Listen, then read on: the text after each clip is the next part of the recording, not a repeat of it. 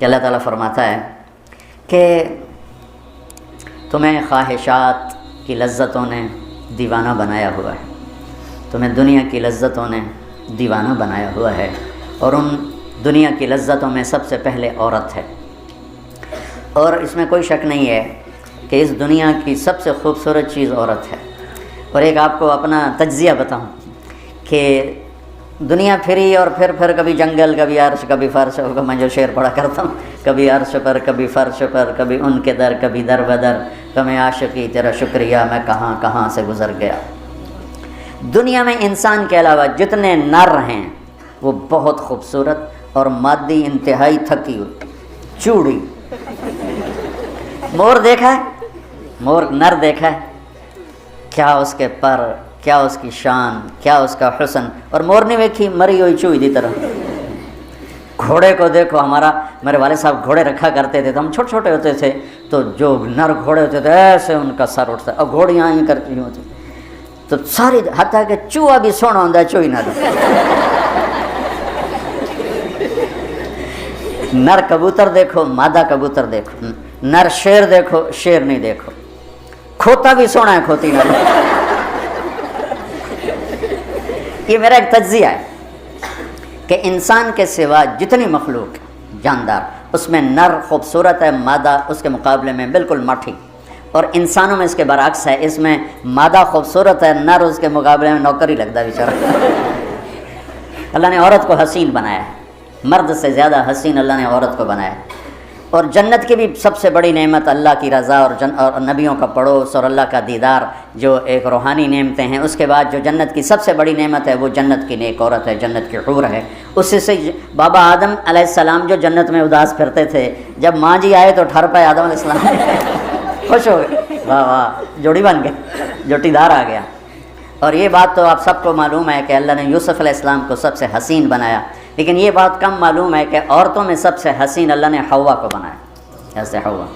آج تک کوئی عورت ایسی خوبصورت نہیں پیدا کی گئی جیسے اللہ تعالیٰ نے حضرت حوا کو پیدا کی۔ تو انسانی لذتوں میں سب سے بڑی لذت، سب سے بڑی خواہش وہ اللہ نے عورت، نیک عورت دنیا کی سب سے بڑی نعمت ہے۔ الدنیا کلھا متاع وخیر متاعھا المرأۃ الصالحہ، دنیا چند روزہ ساز و سامان ہے، اور اس میں سب سے اعلیٰ درجے کا ساز و سامان نیک عورت ہے، نیک عورت، جس سے زندگی کی رونق ہے، جس سے زندگی میں حسن ہے، جس سے زندگی میں جمال ہے۔ عربوں میں دستور تھا مار پٹائی کا، تو جب مدینہ میں ایک ریاست قائم ہو گئی تو عورتوں نے آ کے شکایت کی ہمارے خامد ہمیں مارتے ہیں، تو آپ نے ممبر پر کھڑے ہو کر غضبناک انداز میں کہا جو عورتوں پہ ہاتھ اٹھاتے ہیں ان میں کوئی انسانیت نہیں۔ اس قدر شدید ڈانٹ پلائی، جو عورت پہ ہاتھ اٹھاتا ہے اس میں کوئی انسانیت نہیں، لا خیر فیہم، کوئی انسانیت نہیں ہے۔ اور آپ نے فرمایا کہ خیرکم خیرکم لأہلہ، سب سے اعلیٰ درجے کا مسلمان وہ ہے جو بیوی کے ساتھ اچھا سلوک کرتا ہو۔ اور پھر فرمایا اور میں اپنی بیوی کے ساتھ تم سب میں سب سے زیادہ اچھا سلوک کرتا ہوں۔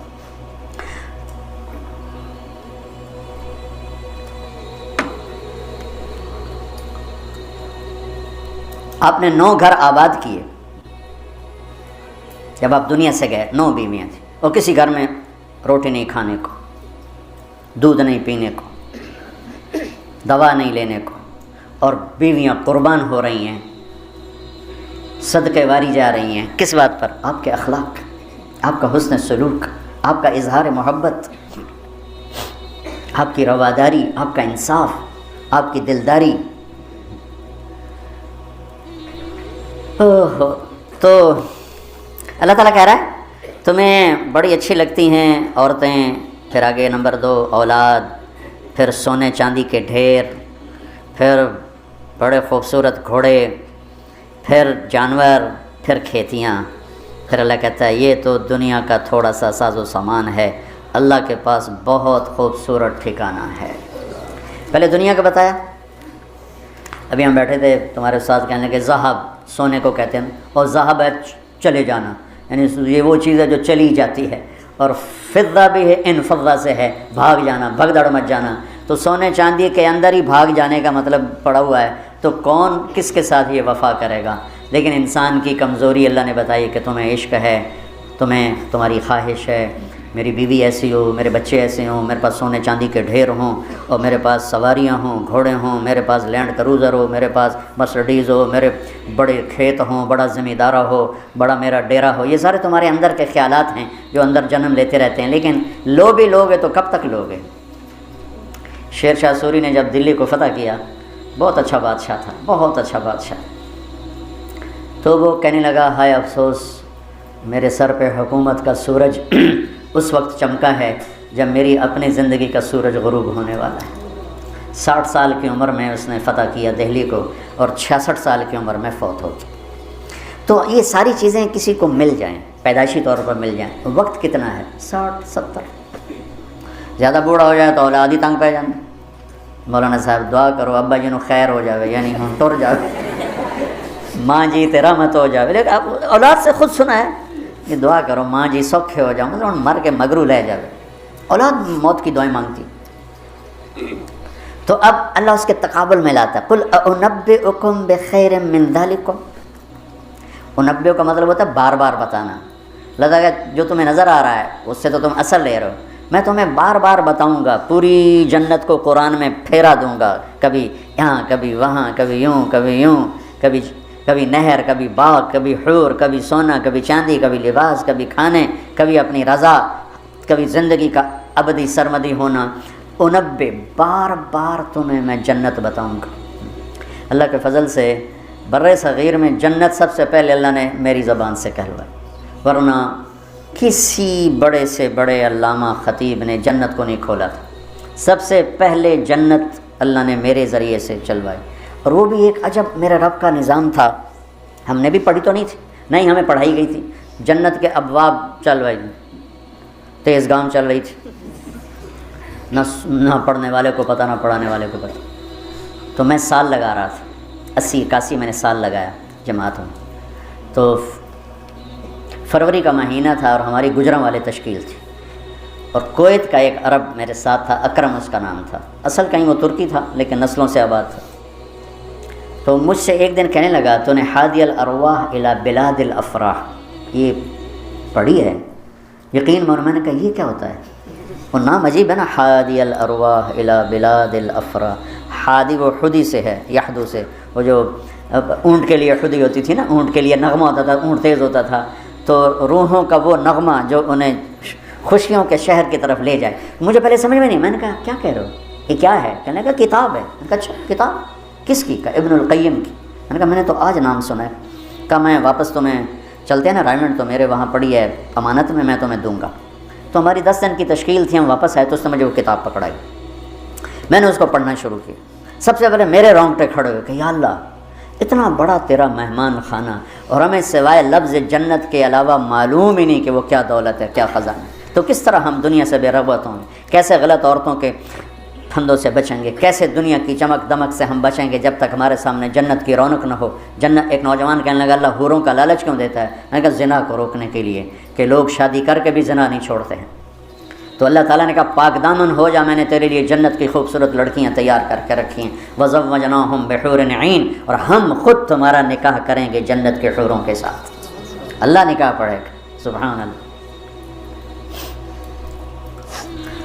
تو میں سال میں تو چل ہی رہا تھا، اور میرے اس وقت ہوئے تھے ستمبر، اکتوبر، نومبر، دسمبر، جنوری، 5 مہینے گزرے تھے، اور باقی 7 مہینے پڑے تھے۔ سب سے پہلے سال میں نے لگایا تبلیغ میں، پہلے 7 چلے ہوتے تھے، میں نے جنت کو شروع کیا، پڑھتا اور بولتا، جماعتوں میں تو پھر رہے تھے، ادھر پڑھنا ادھر بولنا، ادھر پڑھنا ادھر، وہ سورا ایک دم میری ہوا جو شہرت کی ایسے ہوا کی طرح میرا نام پھیل گیا کہ کبھی کسی نے جنت سنی نہیں تھی۔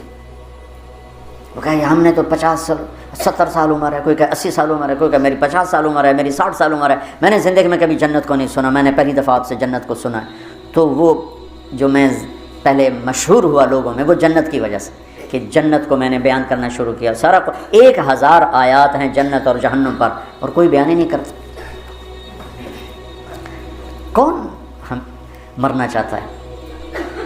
کون غربت چاہتا ہے؟ کون بیماریاں چاہتا ہے؟ کون دکھ چاہتا ہے؟ ہر ایک چاہتا ہے کہ ایک آئیڈیل لائف ہو، آئیڈیل گھر ہو، ایک خوبصورت زندگی ہو۔ تو اللہ نے کہا میں نے چھپا کے رکھی ہے، اب تھوڑے دن میری مان لو، پھر تم آ جاؤ، پھر دیکھو میں تمہیں کیسے دیتا ہوں۔ تو قل انبئکم بخیر من ذالکم، میں تمہیں یہ یہاں کی عورت، یہاں کی اولاد، یہاں کا سونا چاندی، یہاں کے گھوڑے، یہاں کی سواریاں، یہاں کی لینڈ کروزریں، یہاں کے جانور، یہاں کی زمینیں جائیدادیں تو تم دیکھ رہے ہو، تمہیں ایک اور جہان بتاؤں، ایک اور جہان بتاؤں؟ یا اللہ کون سا ہے؟ قل الذین اتقوا، وہ سب کے لیے نہیں ہے، وہ ان کے لیے ہے جو میرے یار بنیں گے، جو مجھ سے دوستی لگائیں گے، سب کے لیے نہیں ہے، یہ وہ ہیں جو میرے یار بنیں گے۔ للذین اتقوا، یہ ہمارے دیہاتی کہتے ہیں اللہ آپ پہ بشکش، اور یہ زیادہ پڑھے لکھے لوگ کہتے ہیں یہ ہمیں ہمیں ڈرائی رکھتے ہیں، کچھ بھی نہیں ہے۔ تو ایسی بات نہیں ہے، اللہ تعالیٰ نے حسین اور یزید میں فرق کرنا ہے۔ رات کو شراب پینے والا اور رات کو نماز پڑھنے والا برابر ہو جائے گا؟ میرے نبی کے نواسے نے جان کیوں دے دی، نسل کیوں ذبح کروا دی؟ اگر یہی فیصلہ ہونا ہے کہ رات کو ناچنے والی، رات کو رونے والی برابر ہو جائیں، رات کو پوڑی بیچنے والا، شراب بیچنے والا اور صبح سے شام تک حلال کمانے والا، تھک کے گھر جانے والا، اللہ ان کو برابر کر دے گا۔ سچ بولنے والا، جھوٹ بولنے والا برابر ہو جائیں گے، نماز پڑھنے والا، نہ پڑھنے والا برابر ہو جائیں گے، سود کھانے والا، حلال کھانے والا برابر ہو جائیں گے۔ تو پھر کربلاؤں کا مقصد کیا ہے؟ پھر تو ساری کربلاؤں کی تاریخ ختم ہو جاتی، ختم ہو جاتی، انسانیت نام کی کوئی شے نہیں رہ جاتی۔ تو میرے رب نے وَامْتَازُوا الْيَوْمَ أَيُّهَا الْمُجْرِمُونَ کا اعلان کیا ہے۔ ام نجعل الْمُتَّقِينَ كَالْفُجَّارِ أَفَنَجْعَلُ الْمُسْلِمِينَ كَالْمُجْرِمِينَ مَا لَكُمْ كَيْفَ تَحْكُمُونَ۔ تو قرآن بتا رہا ہوں، سورہ کیا نون القلم، کہ تمہارا دماغ خراب ہو گیا ہے کہ میں فرما بردار اور نافرمان کو ایک جیسا ڈیل کروں گا؟ تمہارا دماغ خراب ہو گیا؟ ایک آدمی رات کو زنا کر رہا ہے، ایک مسلح پہ بیٹھا رو رہا ہے، ان دونوں کو اللہ برابر کر دے گا؟ تو للذین اتقوا، ہم نے ایک بڑا اسپیشل پروگرام پیکج، لیکن ہے تقوی والوں کے لیے۔ اچھا، تقوی والا بننا کوئی مشکل کام ہے؟ یہ کوئی ایسی آسمانی چیز ہے، آفاقی چیز ہے؟ قرآن کا پہلا صفحہ دیکھو، کتنا آسان کام ہے تقوی والا بننا۔ ہدی للمتقین، یہ ہدایت ہے تقوی والوں کے لیے۔ کون ہوتے ہیں؟ الذین یؤمنون بالغیب، جو غیب پہ ایمان لاتے ہیں۔ تو ہم سب غیب پہ ایمان لائے ہوئے ہیں نا۔ ویقیمون الصلاۃ، اور نماز پڑھتے ہیں۔ تو ہم نماز پڑھتے ہیں نا۔ وَمِمَّا رَزَقْنَاهُمْ يُنْفِقُونَ، جو ہم نے دیا ہے اس میں سے خرچ کرتے ہیں۔ تو کوئی خرچ کرتے تو ہوگے نا، مولوی ہوتا تو بخیل ہے، تو چلو کوئی تھوڑا بہت تو خرچ کرتے ہوگے نا۔ وَالَّذِينَ يُؤْمِنُونَ بِمَا أُنزِلَ إِلَيْكَ، جو قرآن پہ ایمان لائے، وَمَا أُنزِلَ مِن قَبْلِكَ، جو تورات زبور انجیل پہ ایمان لائے۔ بتاؤ اس میں سے کون سی مشکل ہے؟ ایمان لانے میں پھر ساری شرطیں آ جائیں گی نا۔ یہ کہا جا سکتا ہے یہ کیسا تقوی ہے، روزے کا ذکر ہی نہیں، زکوٰۃ کا ذکر ہی نہیں، حج کا ذکر ہی نہیں۔ تو والذین یؤمنون بما انزل الیک، جو قرآن پہ ایمان لائے تو زکوٰۃ بھی دینی پڑے گی، حج بھی کرنا پڑے گا، سچ بھی بولنا پڑے گا، جھوٹ بھی چھوڑنا ہوگا، حرام بھی چھوڑنا ہوگا، وہ تو سارا اس میں آ گیا۔ تو للذین اتقوا، تقوی والا کوئی آفاقی ہو، تسی تو جو بڑے تقوی والے ہو۔ ارے بھائی، ہر مسلمان بڑی آسانی سے تقوی والا بن سکتا ہے، چند تو چیزیں ہیں، کر لو تو تقوی آ جائے گا۔ چلو ٹائم ختم ہو گیا، پھر جنت کل بتائیں گے۔ اللهم لك الحمد كما أنت أهله، فصل على محمد كما أنت أهله، وفعل بنا ما أنت أهله، إنك أهل التقوى وأهل المغفرة۔ میرے مولا، یہ تیرا گھر جو تو نے بنایا ہے، سجایا ہے، ہمارے بھی نصیب فرما دے۔ اور یا اللہ، تو نے جو اس دنیا میں شیطان کے پھندے بتائے ہیں، ہمیں ان پھندوں سے نجات عطا فرما۔ ہم بڑے کمزور ایمان والے ہیں میرے آقا، ہماری اتنی طاقت نہیں کہ شیطان سے لڑ سکیں، ٹکر لے سکیں۔ تو اپنے حبیب کے صدقے ہمیں شیطانی پھندوں سے بچا اور ہمیں اپنا بنا، تقوی والا بنا، زہد والا بنا، انابت والا بنا۔ ان سارے بچوں کو ہمارے لیے زاد راہ بنا، سرمایہ آخرت بنا، اور انہیں ہادی و مہدی بنا، اور ہمارے سارے اداروں کو قبول فرما، ہماری ضرورتوں کو اپنے غیب سے پورا فرما۔ اور جتنے لوگوں نے، بندوں نے، بندیوں نے، مردوں نے، عورتوں نے ہمارے ساتھ ہاتھ اٹھائے ہوئے ہیں، ان سب کی جھولیوں کو بھر دے میرے مولا۔ سب کے دکھڑے ہیں، سب کے شکوے ہیں، سب کے پریشانیاں ہیں، اپنے فضل و کرم سے ان مبارک راتوں کی طفیل سب کی جھولیوں کو بھر دے میرے آقا۔ سب کو خوشیاں دے دے، غم ان کے سمیٹ لے، خوشیاں ان کے گھروں میں بھر دے، ڈال دے۔ یا اللہ، جس کے جو مسائل ہیں، کوئی معاشی مسائل ہیں، کوئی بیوی کو مسائل ہیں، کوئی خامد کے مسائل ہیں، کوئی اولاد کے ہیں، کوئی اپنے رشتوں ناتوں کے ہیں، کوئی کاروباری ہیں، سارے مسائل حل فرما دے۔ اور ہمیں یا اللہ آسانی والی، عافیت والی زندگی دے، اور آسانی والی واپسی مقدر فرما، ایمان کے ساتھ، اپنی رضا کے ساتھ، برحمت۔